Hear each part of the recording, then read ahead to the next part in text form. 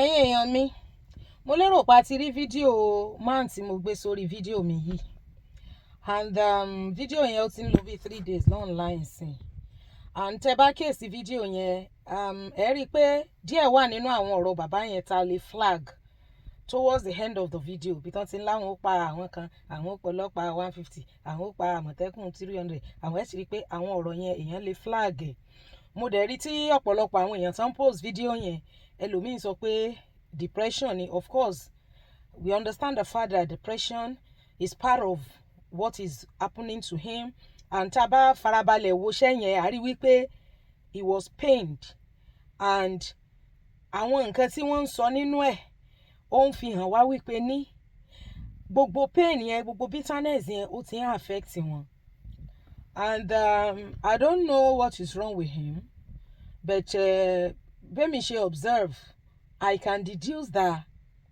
wọ́n jẹ́ èèyàn kan tí ó jẹ́ pé wọ́n expect too much from people. Mo rí comment section kan lábẹ́ fídíò yìí táwọn èèyàn pín mọ́mí Juliana náà gbé fídíò yìí as a matter of fact orí page mọ́mí Juliana lèmi tó ṣẹ̀ download ẹ̀ mo ti ń rí káàkiri bí ọ̀dọ̀ mọ́mí Juliana mo ti download ẹ̀ mo rí ní comment section mọ́mí Juliana tẹ́nìkan sọ síbẹ̀ pé àwọn ọmọ bàbá yẹn lórí òkè Ọlọ́run kọ́lé nítòótọ́ báwọn ọmọ lórí òkè Ọlọ́run kọ́lé ṣé ẹ rí àwọn tí wọ́n ń ṣiṣẹ́ ìránṣẹ́ lábẹ́ àkóso bó ti yé mi sí bí ọgbọ́n ọmọdé tèmi ṣé ẹ rí gbogbo àwọn tẹ́ ń dárúkọ yẹn àwọn ìránṣẹ́ Ọlọ́run ńláńlá tí bàbá yẹn ń dárúkọ yẹn as a matter of fact kò sí ìránṣẹ́ Ọlọ́run kan tó offend anybody àti GO àti senior pastor àti anybody o nobody will be held responsible for anybody's misfortune. I'm telling you tí àwa fúnra wa tá a bá kíyèsí ara wa àwọn decision kan wà téèyàn máa take in life tó yẹ pé àwọn tó ń tijú àwọn tó ń bẹ̀rù àwọn tó ń ṣàpọ́nlé fún wọn ò ní fẹ́ kó take decision yẹn but if you know that that decision is important for your own life my dear sister or brother go and take it. Àwọn kan ó mú 5 million lọlé wọ́n mọ̀ fáwọn 5,000 excuse me kò Ọlọ́run dáríjì mi kò yẹ kí gbogbo orú àwọn ọ̀rọ̀ mọ́ jáde online. A lot of people can misinterpret you to something else. Moreover ṣe ráwọn ìránṣẹ́ Ọlọ́run kéékèèké yìí àwọn gangan lẹ̀mí Ọlọ́run gbénú wọn jù o but a wà ní part of the world tó jẹ́ pé nǹkan tá a fi ń quantify pé èèyàn lẹ́mí Ọlọ́run ó ní how much of cars tó ní how much of congregation tó ní how much of owó tó ní. Wọ́n ló dìgbà kan gan tíyàwó àwọn náà ṣe kinní kan. You see the truth remains that ṣé ẹ rí àwọn tí wọ́n lówó dáadáa nínú iṣẹ́ ìránṣẹ́ yẹn àwọn yẹn ò lè jìyà bóyá lọ́wọ́ anybody àbí lọ́wọ́ ìyàwó torí ìyàwó yẹn ti mọ̀ pé owó wà àbí òye ẹ nísìn. Àwọn ìránṣẹ́ Ọlọ́run tó ń lẹ́mìí Ọlọ́run gidi tẹ́mi mọ̀ dáadáa they don't always used to have much and as a matter of fact kò síbi téèyàn ò lè ti ṣiṣẹ́ ìránṣẹ́ kò dìgbà tó bá gorí púpìtì Ọlọ́run dọ̀bálẹ̀ fáwọn kan the people you are dọ̀bálẹ̀ fún do they say compulsory to come and dọ̀bálẹ̀ for them? Excuse me the people you tó ń dọ̀bálẹ̀ fún nísìn báyìí as a matter of fact àwọn ò mọ̀ pé dọ̀bálẹ̀ yẹn ó fi ń wá ojú rere àwọn ni then àwọn tó bá jẹ́ wípé òun dọ̀bálẹ̀ fún tó jẹ́ wípé inú dọ̀bálẹ̀ yẹn ibẹ̀ làwọn ti ń ṣàgbéjì ara ṣó fíù pé wọ́n máa fẹ́ kó rí nǹkan tí ò ní jẹ́ o lè dọ̀bálẹ̀ fún wọn mọ́. Excuse me tó bá fíù pé lọ tó ra ètò ayé rẹ̀ sẹ́yìn àwọn kan wọ́n máa fi ẹnu lẹ̀ gbẹ̀yìn ni. Lábẹ́ iṣẹ́ ìránṣẹ́ téèyàn bá ń ṣe gan èèyàn tún gbúdọ̀ mọ tún ṣe iṣẹ́ Olúwa lábẹ́ iṣẹ́ téèyàn bá ṣe tó jẹ́ iṣẹ́ ọwọ́ èèyàn. Téèyàn bá fẹ́ ṣiṣẹ́ ìránṣẹ́ gan èèyàn máa ń tún finance iṣẹ́ ìránṣẹ́ látara iṣẹ́ téèyàn bá ń ṣe.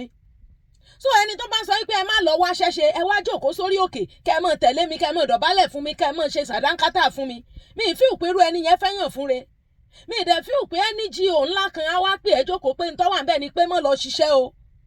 As a matter of fact téèyàn bá ti wo ìsẹ̀mí ayé èèyàn wípé yes bùkátà ti ń fẹjú ọmọ ti ń kúnlẹ̀ gbogbo ẹ̀ bùkátà tí èèyàn gbúdọ̀ gbọ́ ó ti ń pọ̀ nílẹ̀ ìgbàgbọ́ tá a ní tá a ṣiṣẹ́ kún báwo ló ṣe fẹ́ nítumọ̀ iṣẹ́ ara àti iṣẹ́ ẹ̀mí gbogbo ẹ̀ ló ń combine together àti pé à ń ṣiṣẹ́ ara gan everywhere tá a bá ti ń ṣiṣẹ́ pulpit ló jẹ́ fún wa onígbà kan tá a ń ṣe Bible study tá a ń sọ̀rọ̀ nípa sacred and secular the two division of our life ọ̀pọ̀lọpọ̀ wa a ti sọ secular work yẹn di wípé ibi tá a ti lè ṣiṣẹ́ ìránṣẹ́ àwa mú religious part of our life as the spiritual and as a matter of fact everywhere ni pulpit fún ìránṣẹ́ Ọlọ́run tó ń tajà tó ń ṣiṣẹ́ lábẹ́ inú ọjà tó ń tà yẹn náà ni ó ti máa fi ṣe Ọlọ́run hàn. Ìyàwó ilé òkè ìtùnú, ó ń ta aṣọ, ó ń ta bàtà, ó ní ṣọ́ọ̀bù. Nínú ṣọ́ọ̀bù ẹ̀yẹn náà iṣẹ́ ìránṣẹ́ ló ń ṣe. Ẹni tó ń ṣiṣẹ́ ọlọ́pàá tó jẹ́ pásítọ̀, òun náà ń ṣiṣẹ́ Olúwa nínú iṣẹ́ ọlọ́pàá yẹn tó ń wọ uniform yẹn, tí ò bá ti mú kan mọ́ kan, tí yóò dẹ̀ gbẹ́bí faláre, tí yóò dẹ̀ ṣèké, òun náà ń ṣiṣẹ́ ìránṣẹ́ nínú iṣẹ́ ọ́fíìsì tó wà yẹn by making sure pé òun bẹ̀rù Ọlọ́run. Bẹ́ẹ̀ anybody tó bá ti ń sọ fún ẹ pé kó má ṣiṣẹ́, kó má lọ wá sí òjò, kó má lọ fa anointing ṣiṣẹ́. Jọ̀ọ́ kí ni ìtumọ̀ anointing tó ń ṣe tó ní bùkátà, tó lè gbọ́ bùkátà? Àwọn tó fọjú ayé ẹ̀sìn, èwo nu wọn ló lè pè tó lè sáré ràn ẹ́ lọ́wọ́ ìrànlọ́wọ́ 1 naira 2 naira tó lè sáré rí pàjáwìrì tó bá ṣe léni ṣé wọ́n ṣe lọ́la. Ẹjọ́ ń torí Ọlọ́run, àwọn tó bá jẹ́ young ìránṣẹ́ Ọlọ́run tẹ́mi Ọlọ́run wà pẹ̀lú wọn, ẹ má torí wípé ẹ fẹ́ mọ hold àwọn ìránṣẹ́ Ọlọ́run àgbààgbà yẹn responsible for your misfortune. Kẹ́ ẹ mọ imagine nǹkan lọ́kàn yín pé lágbájá yìí mo fẹ́ mọ tẹ̀lé gẹ́gẹ́ bí ọmọ iṣẹ́ rẹ̀ lẹ́nu iṣẹ́ ìránṣẹ́. Ìwọ lọ rò yẹn lẹ́mìí, ìwọ lọ mọ̀ torí ìyẹn mọ̀ ṣiṣẹ́. You can't hold anybody. Nobody will be held responsible for anybody's problem. Yeah. Àwọn tá ń ṣiṣẹ́ kéékèèké tá ń ṣe nígbà tí mo bẹ̀rẹ̀ sex and moral talks tí mo ń ṣe, even though I've been online not today.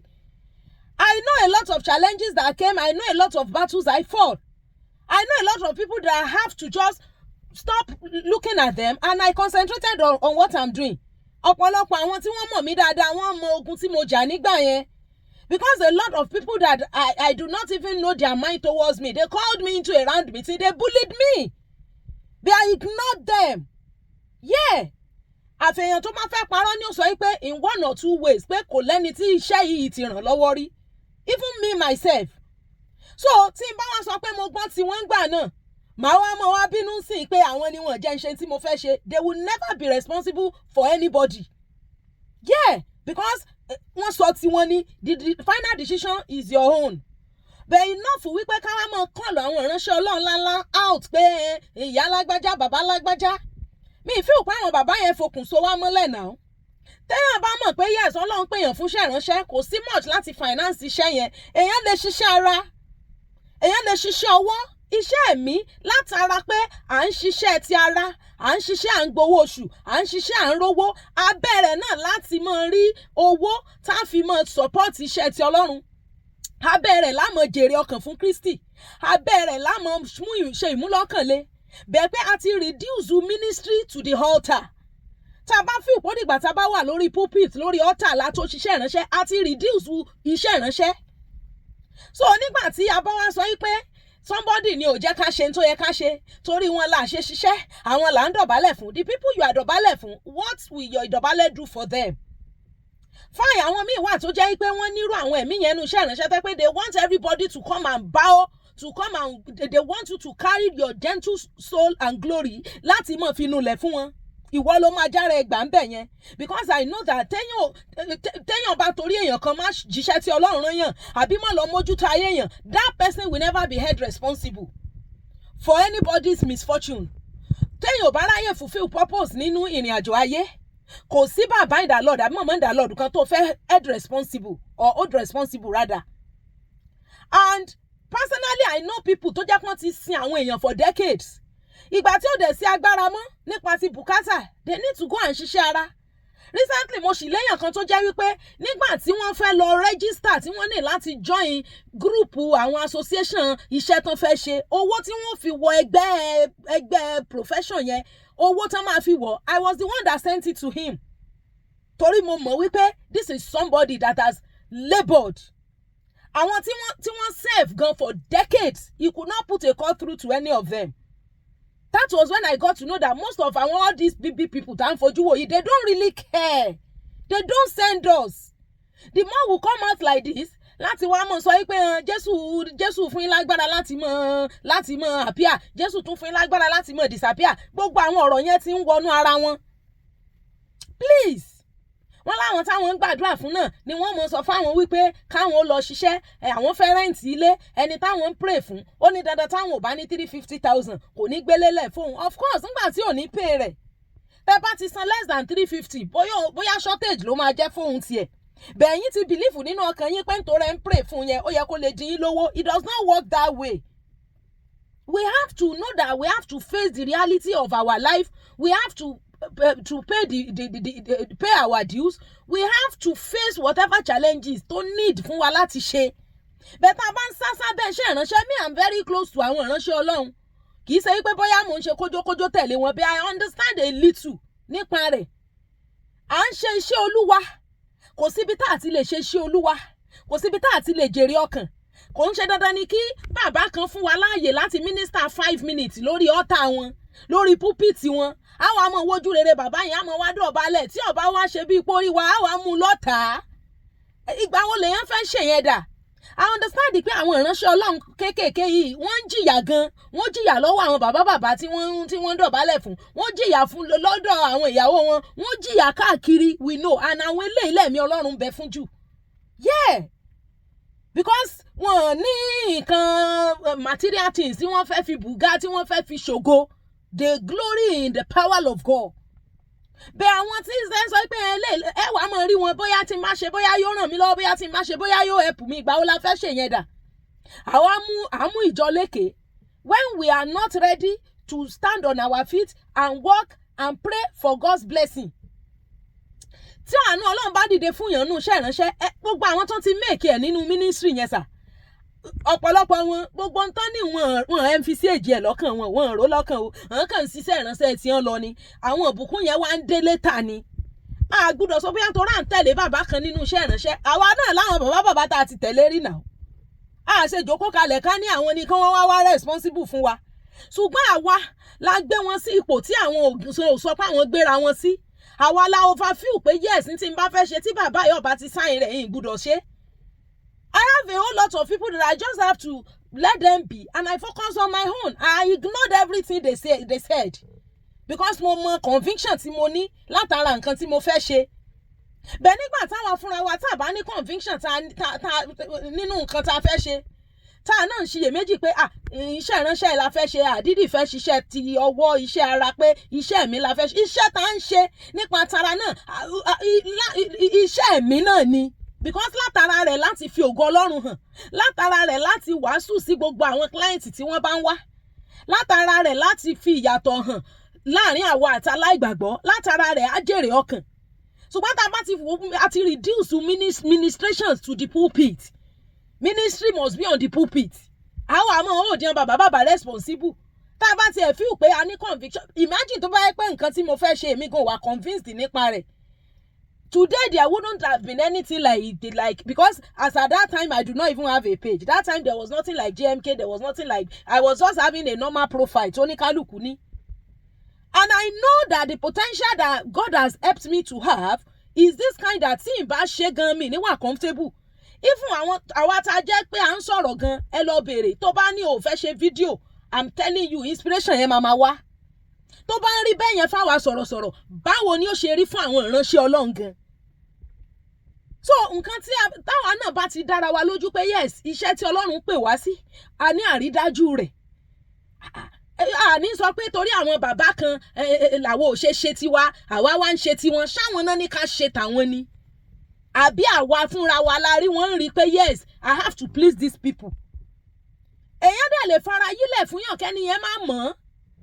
Bẹ́ẹ̀ ni tí ò bá gbàgbọ́ yí ọ̀rọ̀ yìí, tí ò understand gbogbo nǹkan tí ó ṣẹlẹ̀ yìí, they will still be bashing this man ni. Wọ́n tún máa báàchì ẹ̀ ní ipe kìíní kan. But me, I understand this plight, but the truth remains that number one, a gbọ́dọ̀ rí iṣẹ́ ìránṣẹ́ bí n ta gbọ́dọ̀ ṣe lórí pẹpẹ. There are different places. A nurse, a doctor, a teacher. As a matter of fact, teaching is a call on its own. Calling lòun fúnra ẹ̀. Even a police officer, a military officer can be a pastor. As long as tó bá ti obey the rule of nǹkan tí ó wà nínú òfin iṣẹ́ yẹn. Àwọn barrister, àwọn lawyer, ká má bá dá yín lẹ́jọ́, ẹ má dẹnikẹ́ni lẹ́jọ́. Ṣó túmọ̀ sí pé lawyer ò ní dọ́run ni? Ṣó túmọ̀ sí pé justice ò ní dọ́run ni? Àwọn SAN, àwọn tó túmọ̀ pọ́n ní dọ́run tó ń ṣèdájọ́ ni. Òfin ló ń dáyàn lẹ́jọ́, àwọn gangan kan náà dáyàn lẹ́jọ́. Tó bá ti jẹ́ pẹ́jọ́ tán gbé wá síwájú ẹ ló dá tó fi bẹ̀rù Ọlọ́run sí. Ẹ wá lẹ́fẹ̀ẹ́ ṣiṣẹ́ ara iṣẹ́ mi lẹ́fẹ́ ṣe, ẹ wá mọ̀ tẹ̀lé àwọn bàbá. You don't know the deals táwọn bàbá yẹn náà ti pay. Àmọ́ wá hold wọn responsible, àwọn tí wọ́n rán yàn ṣẹ́. As a matter of fact, All these people you are running after them, doing all of this thing with them, you know, do they really send you? They don't care about your life. Tó bá dẹ̀ fi pé kójókójó ló fẹ́ ṣe sí wọn lẹ́yìn, wọ́n á fi ẹnu lẹ̀gbẹ̀yìn ni. Tó bá rí ẹni tó fẹ́ ṣe é lóore, tó fi ní dọ̀bálẹ̀ for them mọ́, wọ́n máa dínà oore yẹn. Because èèyàn làwọn náà ẹlẹ́ran ara ni wọ́n. Yeah. Ẹlẹ́ran ara làwọn náà. Please, tá bá mọ̀ pé a ní ministry kan tí Ọlọ́run fún wa. Tá dẹ̀ ní mọ̀ ní àrídájú rẹ̀.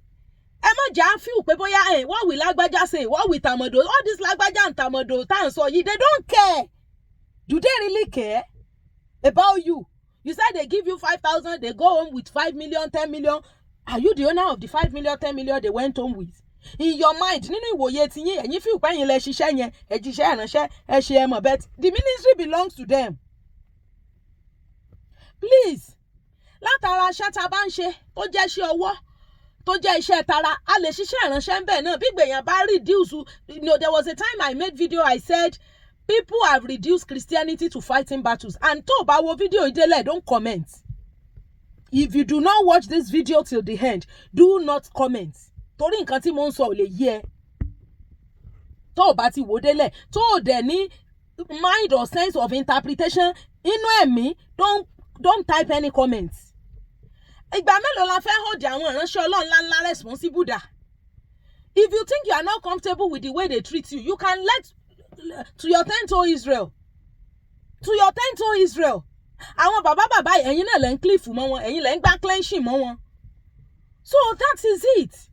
The defense we raise here is for the ministry, the word of God, not individual. Bóyá àwọn ìránṣẹ́ Ọlọ́run ńláńlá àbí ti kékèké.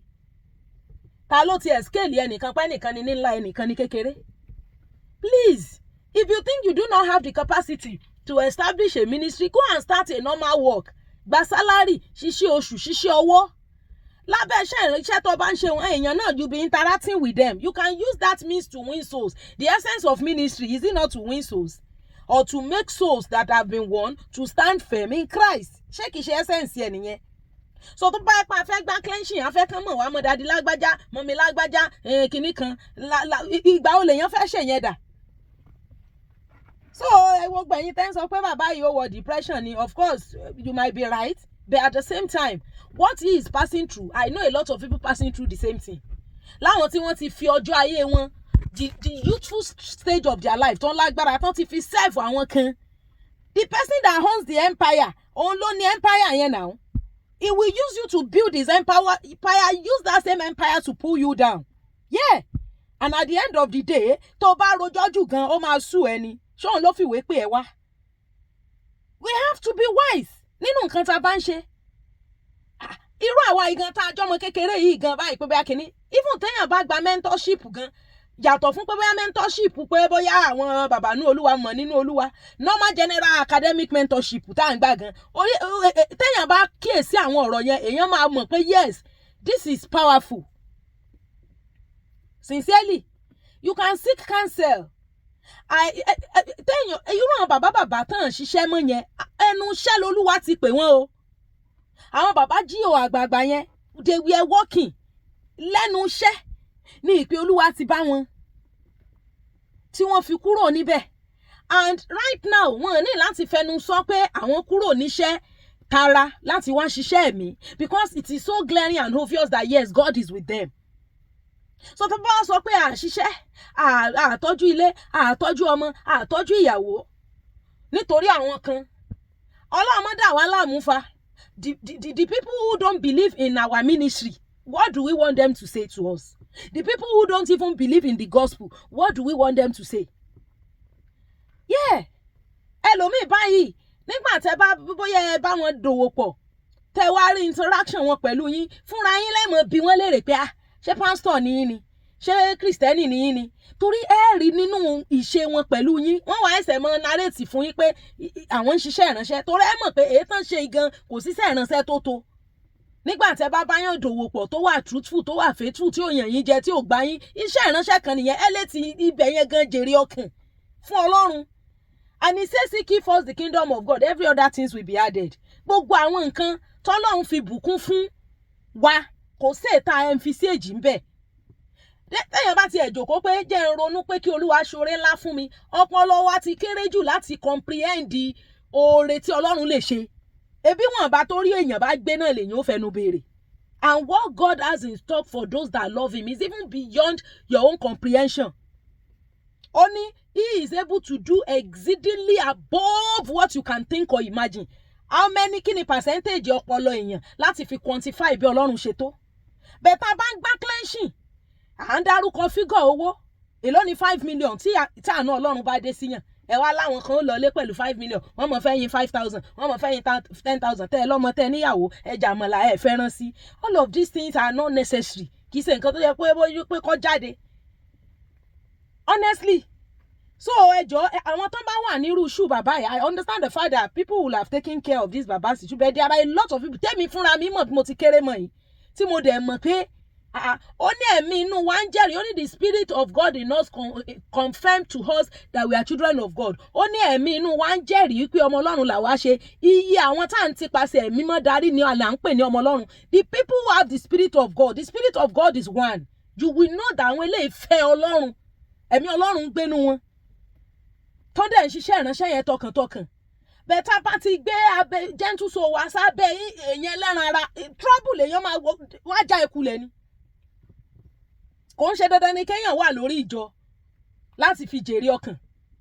Kò dìgbà tá a bá wà lórí ìjọ. What you know how to do best, you can turn it to ministry. Yeah, ìyẹn ò mí pé bóyá èèyàn wà humble. God là ń bá deal. When this thing happened to me nígbà yẹn, a lot of people will think that maybe mi ò jẹ́yàn tí ò bìkítà ni. And kì í ṣe pé mi ò bìkítà. But I know that the potential that God has given me, if I keep on listening to all these people, I will not do it. And I'm telling you, pé the zeal of that time, mi rò pé mo nírú energy and zeal yẹn mọ́ ń sìn. Láti ṣe pé mo ṣẹ̀tún lọ ń bẹ̀rẹ̀ láṣẹ mọ́ bẹ̀rẹ̀ platform kan. No. Assuming that I had listened, mi lè ní energy and zeal ìgbà yẹn mọ́. Because what I do now is even more than all of that. Kò sí time mọ́ pé mo àìṣẹ̀ lọ bẹ̀rẹ̀ ẹni tẹ́rẹ̀ èjì tẹ́rẹ̀. So if you think you have a call of God upon your life, pray that God should help you. Tí o bá ti sí capacity to start, maybe you needed some materials to start, kò tí sí capacity.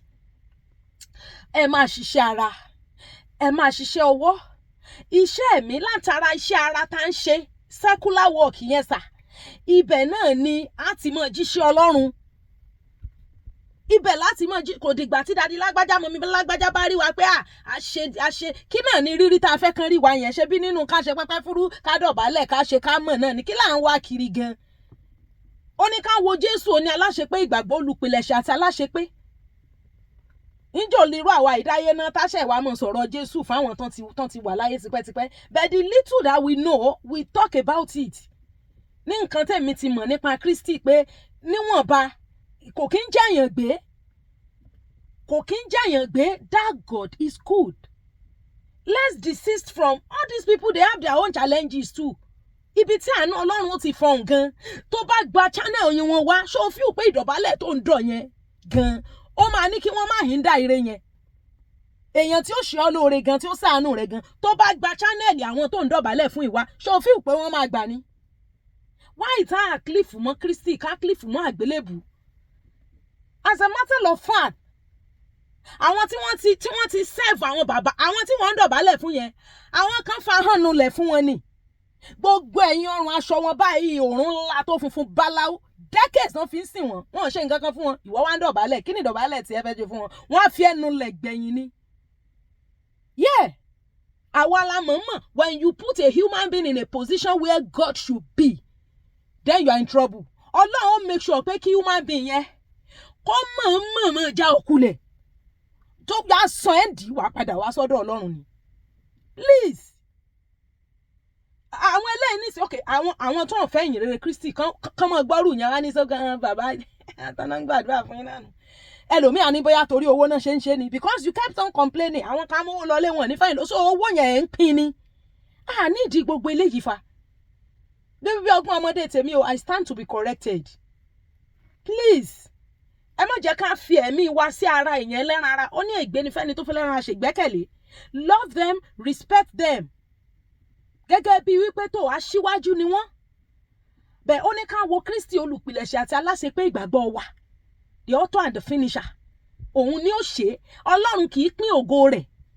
As a matter of fact, irú ẹni tó ń sọ̀rọ̀ báyìí tí àánú Ọlọ́run kan bá dé fún ayé ẹ̀, Ọlọ́run mọ̀ pé àwọn bàbá tó lóun dọ̀bálẹ̀ fún yẹn ni ó lọ gbé ògo yẹn fún. Ọlọ́run ò ní pín ògo ẹ̀.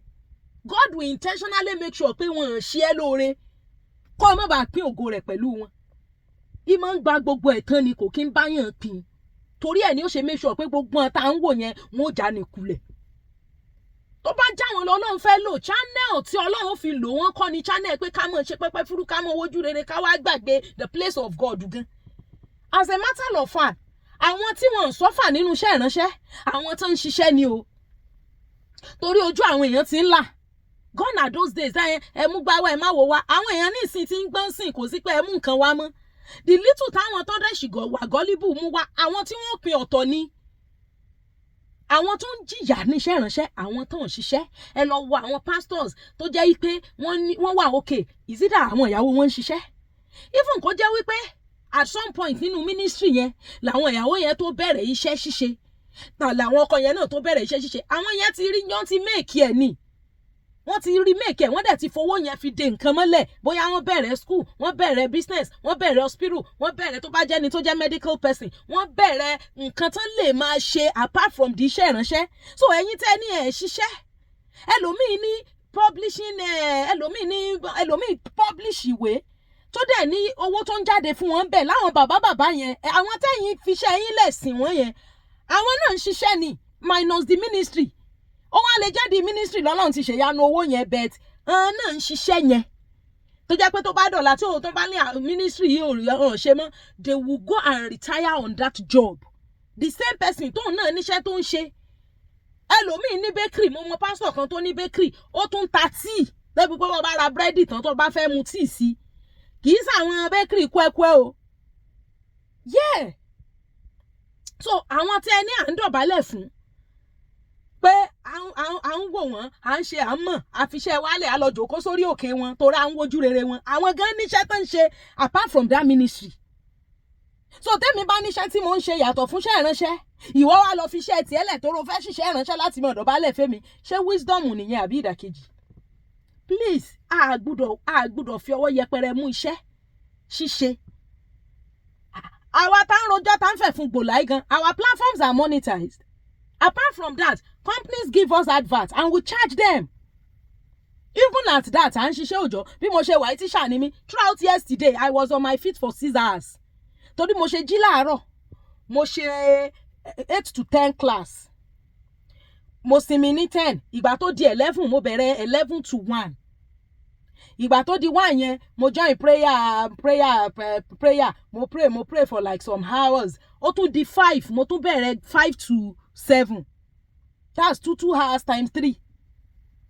Èní máa tún ṣe kíláàsì.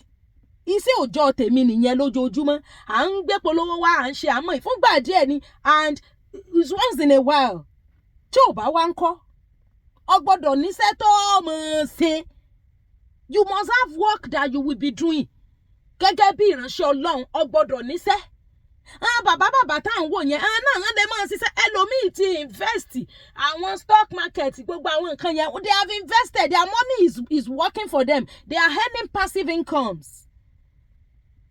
Ṣé bá ẹni tó náà gba passive income tó ti labour, tó ti fi labour yẹn de nǹkan mọ́lẹ̀ tí mowó wálé fún, ìwọ wá ní wọ́n ń dọ̀bálẹ̀ fún, ìwọ ń wojú rere, ìwọ lọ fi iṣẹ́ tiẹ̀ lẹ̀ láti mọ̀ tẹ̀lé tó náà ń ṣiṣẹ́.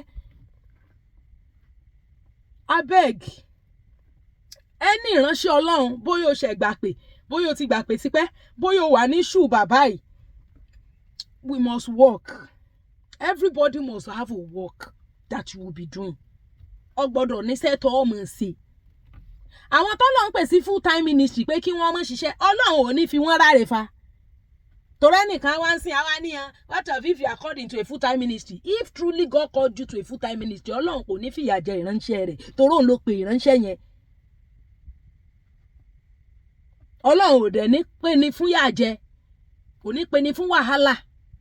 Tó bá tẹ̀ jẹ́ pé ẹni tó wà òkè ń sìn tó jẹ́ pé ó ń crave fún luxury, a sọ pé luxury ló ń crave fún, is craving for luxury. This one is not craving for luxury, it's just craving for a day meal.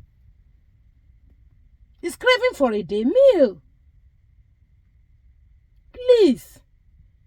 I gbọ́dọ̀ ṣiṣẹ́. Ẹni ìránṣẹ́ Ọlọ́run tí bá ti ń sọ fún yín pé you don't need to work, ẹ mọ̀ ṣiṣẹ́, ó fẹ́ fìyànnú lẹ̀ ni. Tó bá jẹ́ ìránṣẹ́ Ọlọ́run tó wà lábẹ́ àwọn bàbá àbí ìyá nínú Olúwa tí ò encourage kó ṣiṣẹ́ ọwọ́, ó fẹ́ fi á lò ẹ́ rákè, á lò ẹ́ lẹ́rú ni. Ó ti mọ̀ pé kò nífẹ̀ẹ́ rẹ̀. Ìdíṣẹ́ ìránṣẹ́ ni ìlara pọ̀ sí jù o. Àwa tá ń wàásù pé ẹ má máa ṣe ìlara ọmọlàkejì, ẹ máa nífẹ̀ẹ́ ọmọlàkejì, ẹ máa ṣe, ẹ máa mọ̀. Àárín gungun wọn ní gbogbo àwọn nǹkan yẹn pọ̀ sí jù sà. Bó la ṣe fẹ́ rìn torí òní mi. Everyone should be focused. Bí ọgbọ́n ọmọdé tèmi o, I stand to be corrected. I stand to be corrected. So bó ṣe jẹ́ nìyẹn, please. Iṣẹ́ ìránṣẹ́ kò túmọ̀ sí pé èèyàn ò lè ṣiṣẹ́ ara. Ká ṣiṣẹ́ ọwọ́, ká ṣe, ká mọ̀, ká gbowó oṣù. Tó bá dẹ̀ jẹ́ kí ṣe oṣù, iṣẹ́ pé káwọn èèyàn gbéṣẹ́ fún wa, ká gbowó. I train adults to learn English. I train the whole level students. I train people in content creation. I do things on daily basis. Kí wọ́n ní ṣe bí I have monetized platforms. I place adverts for companies. I charge them. I do all of it. Kí yóò wá jókòó rà bàtà kalẹ̀ lẹ̀. The one I'm planning on, I will still open it very soon. Tí ẹ̀ṣọ́ online gan tó jẹ́ offline ni. Tó máa wà ní location. Èèyàn ní jí lọ ṣiṣẹ́. Ẹ wá láwọn bàbá kan lẹ̀ ń dọ̀bálẹ̀ fún. Kí ló kan bàbá? Ìdọ̀bálẹ̀ yín ò mówó wá fún bàbá yẹn, ó bá tán. Your ìdọ̀bálẹ̀ did not bring money to the baba. What makes you think your ìdọ̀bálẹ̀ is important? What makes you think that the baba even care? Irú èèyàn bíi tèmi báyìí, it is well with me ni. How many people even care about you? Who cares? And I know that is the situation of a lot of people. People don't really care. You think they care. They don't send you. All this baba where you think they know. Tí bùkátà ṣíṣì bá dìde sí ẹ, wọn ò ní bọ́ gbọ́. Tán bá dẹ̀ ní tó pọ̀ jù bẹ́ẹ̀ lọ, wọn ò ní bẹ́ẹ̀ gbọ́. Iṣẹ́ ẹ̀gbin náà máa fi lò ẹ́ o. Iṣẹ́ tán lè kọ́ ọmọ wọn sí, wọ́n á fi lò ẹ́. Please. Ìtẹ̀yàn bá ń ṣe kéèyàn gbajúmọ̀ ni. A gbọ́dọ̀ sọ pé bẹ́ẹ̀ à ń lọ ilé ìjọsìn. Ilé ìjọsìn is to go and serve God. After grace and benediction, go back to your house and go and find something to do. Yeah. Ẹ má dẹ̀ ó jẹun bàbá kankan responsible for anybody's misfortune. Everyone should take care of himself. All men for himself, God for us all. So, Jésù lolúwa.